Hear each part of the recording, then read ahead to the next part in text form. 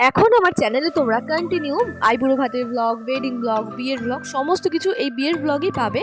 তবে চলো তার মাঝখানে তোমাদের সাথে ছোট্ট করে একটা পিকনিকের ব্লগ শেয়ার করে দিই। এই 20 তারিখ ছিল আমার আর তোমাদের দাদা ভাইয়ের একটা পিকনিক। এই পিকনিকটা ওদের কোম্পানি থেকেই অ্যারেঞ্জ করা হয়েছিল, যেখানে ওদের সমস্ত কালিগরা এবং তাদের ওয়াইফরা ফ্যামিলি নিয়ে যায়। তো তাই সেদিন সকাল সকাল আমি আরও রেডি হয়ে গাড়ি করে চলে গেছিলাম পিকনিক স্পটে। আর আমাদের বাড়ি থেকে পিকনিক স্পটটা যেহেতু অনেকটা দূর, যেতে যেতে একটু বেলাও হয়ে গেছিলো, আর গিয়ে আর দেরি করিনি, সোজা খেতে বসে পড়েছি।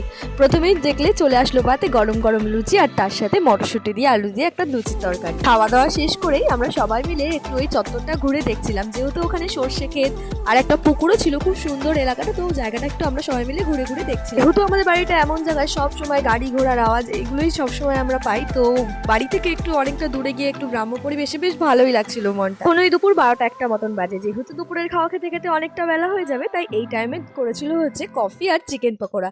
আর ওদিকে দেখো আমি 1 কাপ কফি নিয়েছিলাম আর অল্প চিকেন পকোড়া নিয়ে খাচ্ছিলাম। আর চিকেন পকোড়াগুলো চাট মশলা দিয়ে কিন্তু দারুণ লাগছিল খেতে।